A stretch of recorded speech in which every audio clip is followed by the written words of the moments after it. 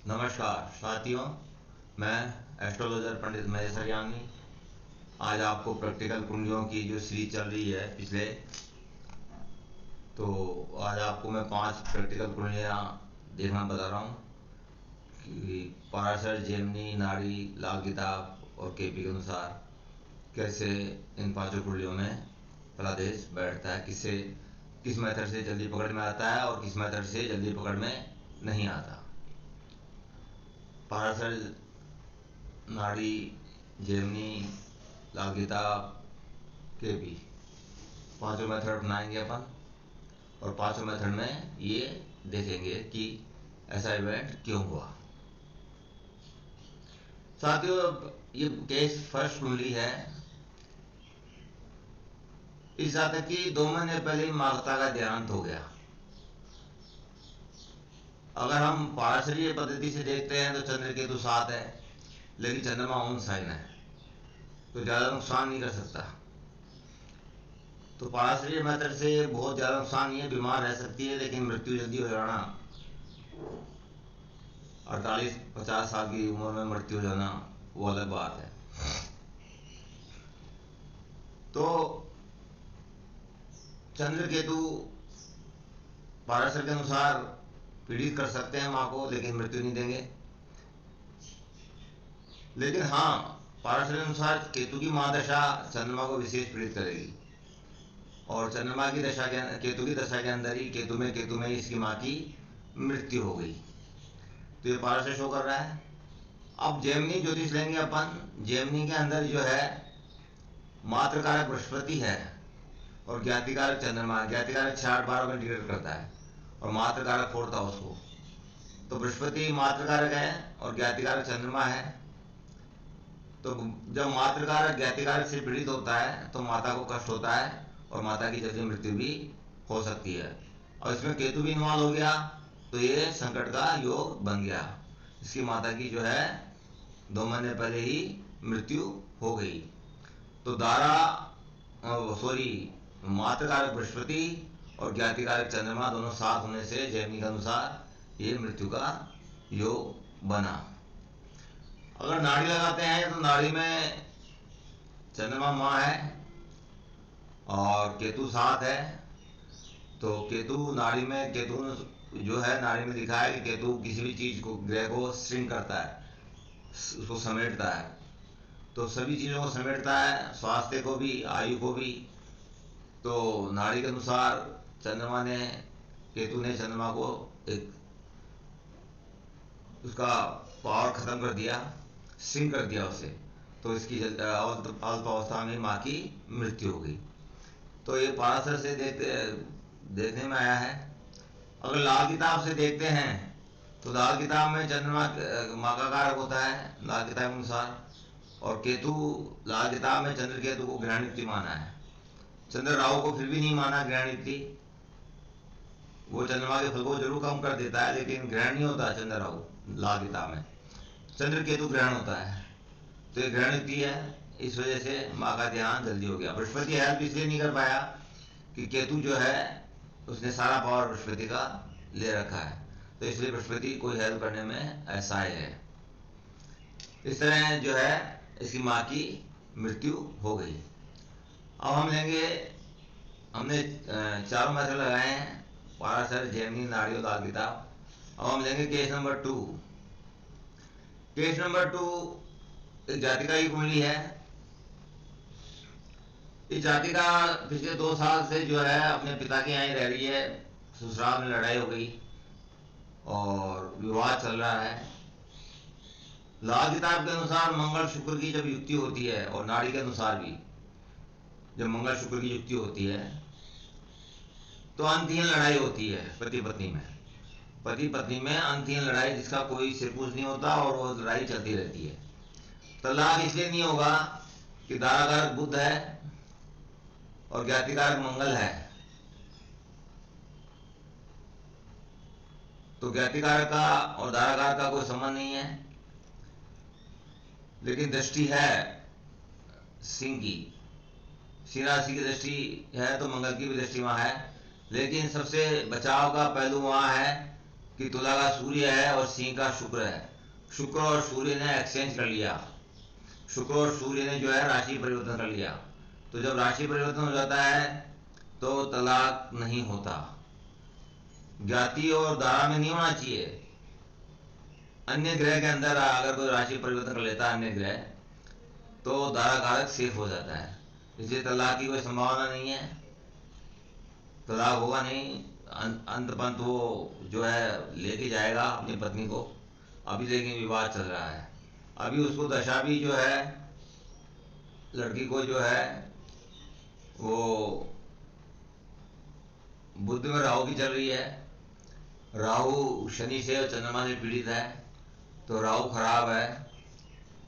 जब से राहु लगा है तब से ही जो है वो अपने पिता के घर बैठी है, तो बुद्ध में राहु खराब जा रहा है, क्योंकि राहु पीड़ित है कि शुक्र से दृष्टि नहीं है, इसलिए राहु की दशा खराब जा रही है। सेकंड बात, इसका भ्रातुकारक शनि है। भ्रातुकारक से भाई भी देखते हैं और पिता भी देखते हैं। शनि केतु के साथ है और चंद्रमा के साथ है, दो शत्रु ग्रहों के साथ है। और ये चंद्र और केतु एक ऐसे ग्रह हैं जो पिता को बीमार कर सकते हैं, इसलिए इसके पिता को पिछले 10 साल से रीढ़ की हड्डी में कैंसर है और वो सही तरीके से चल फिर भी नहीं सकते, कोई काम नहीं कर सकते। तो शनि भ्रातुकारक हो गया।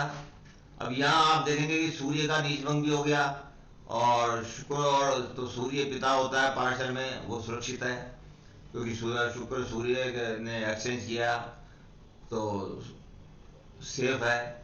लेकिन अगर आप जेमिनी देखेंगे तो भ्रातुकारक शनि बनता है और चंद्रमा जो है उसका शत्रु है और केतु उसके साथ है। तो इन्होंने चंद्र और केतु ने शनि को पीड़ा दी, और पीड़ा ऐसी कि जातक को पिता को जो है रीढ़ की हड्डी में कैंसर हो गया। ठीक है,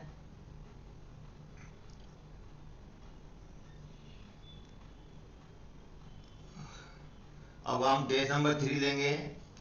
केस नंबर 3 एक ऐसा केस है जिसमें जातिका का जो है तलाक हो गया। तलाक होने का इसमें धाराकारक बृहस्पति है और ज्ञातिकारक चंद्रमा है। चंद्रमा और बृहस्पति में कोई संबंध नहीं है, सिर्फ दृष्टि संबंध है, तो बृहस्पति की दृष्टि शुभ भी करेगी। मगर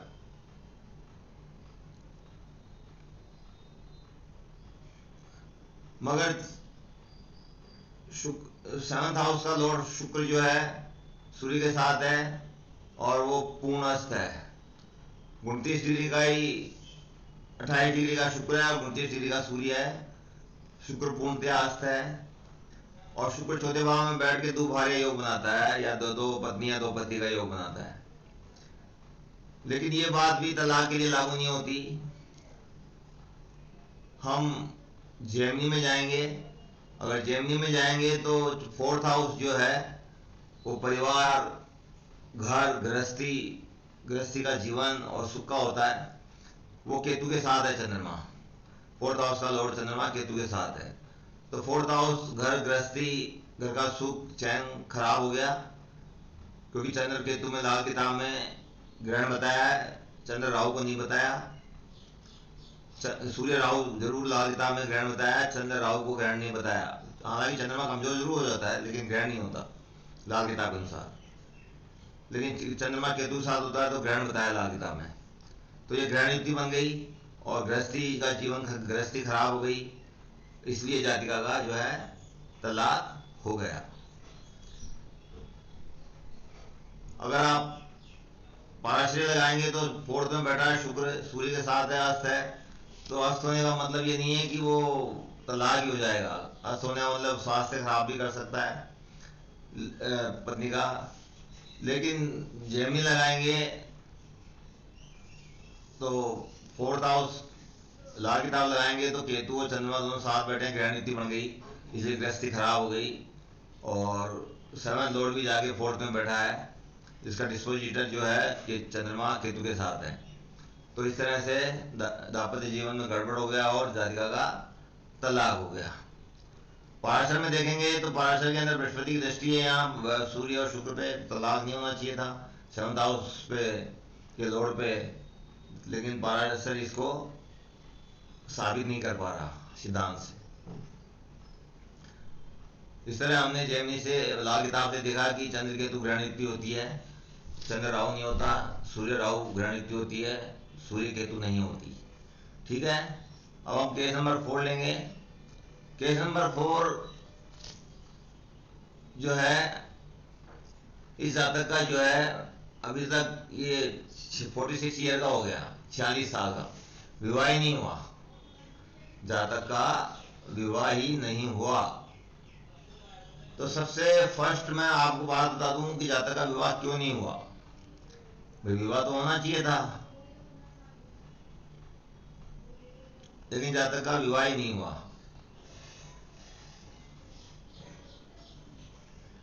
तो विवाह का जब सही काल होता है वो 27, 26, 27, 28 से 35 साल मान लो लास्ट, तो उस दरमियान शनि की महादशा चली, और शनि की दृष्टि है शुक्र और मंगल दोनों पे, या पाराशर लगेगी। पाराशर पद्धति से पता लग रहा है कि शनि की दृष्टि शुक्र और मंगल दोनों पे है। तो शुक्र और मंगल पे दृष्टि होने से शनि अपनी महादशा में शुक्र को भी जो है उसने फल नहीं देने दिया, और मंगल को भी कोई फल देने नहीं दिया, क्योंकि 7th हाउस का लॉर्ड मंगल है और शुक्र पति या पत्नी का कारक होता है पाराशर में। दोनों पे शनि की दृष्टि रही और शनि की महादशा चली, मतलब आदमी को ये मानो कि 38 साल तक करीब शनि की महादशा चली। तो इस शनि की महादशा ने शादी नहीं होने दी, क्योंकि शुक्र को भी दृष्टि से विवाह नहीं होने दिया, और मंगल जो 7th लॉर्ड है दोनों पे जो है शनि की दृष्टि ने विवाह होने नहीं दिया जातक का। 46 की एज हो गई, शनि की महादशा की वजह से जातक का विवाह ही नहीं हो पाया।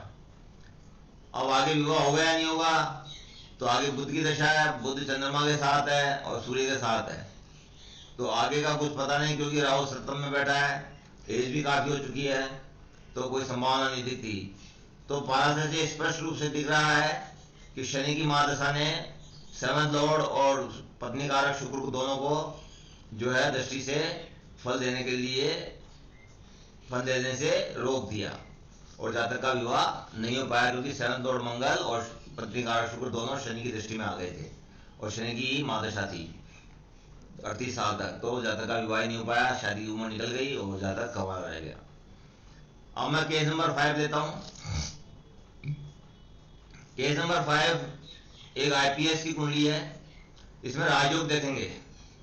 पाराशरीय पद्धति में राजयोग विशेष रूप से देखे जाते हैं, वो ज्यादा सटीक है। पाराशरीय पद्धति से राजयोग का जो कॉम्बिनेशन है, केंद्र और त्रिकोणों का संबंध जो है, वो अन्य मेथड के अलावा पाराशरी में ज्यादा सही और सटीक है। तो भाग्येश बुध, 10वें चंद्रमा, एकादशे सूर्य और पंचमे और चतुर्थे शनि, बुध शुक्र शनि और 10वें चंद्रमा का संबंध, ये बहुत बड़ा राजयोग है। 10वें चंद्रमा का भाग्येश के साथ संबंध, और चतुर्थ और पंचम के साथ संबंध शनि के साथ, और एकादश सूर्य के साथ संबंध। तो ये जो आमने सामने दृष्टि है बुध शनि और सूर्य पर चंद्रमा की, ये बहुत बड़ा राजयोग बनाती है, क्योंकि 9वें और 10वें से संबंध हो गया चंद्रमा और बुध का, और चतुर्थे और पंचमे सब 10वें से संबंध हो गया, और एकादशे का भी संबंध शुभ ही रहता है, क्योंकि सूर्य होने के नाते एकादशी से ज्यादा दोष नहीं लगता। तो ये बहुत बड़ा राजयोग हो गया, और लगन में ही है, तो जब तक आईपीएस फर्स्ट अटेम्प्ट में बन गया, और जब तक आज की तारीख में आईपीएस है।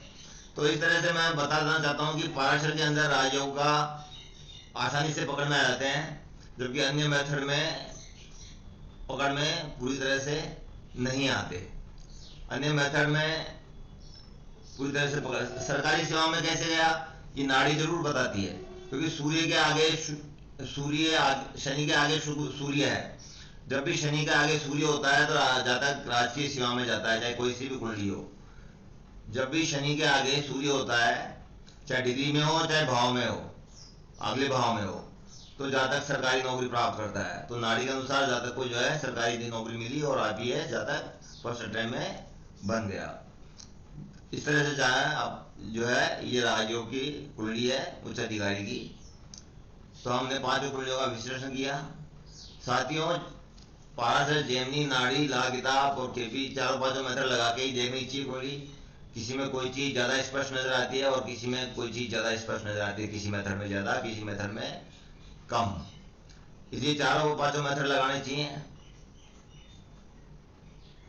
आप लोग इसको विश्लेषण करें इस कुंडलियों का। इनका ये प्रैक्टिकल कुंडलियाँ हैं एक्यूरेट डेट के साथ, और देख करके सीखें। इसी के साथ जो है मैं नमस्कार करता हूँ। आप कमेंट करें, लाइक करें, सब्सक्राइब करें। धन्यवाद, नमस्कार।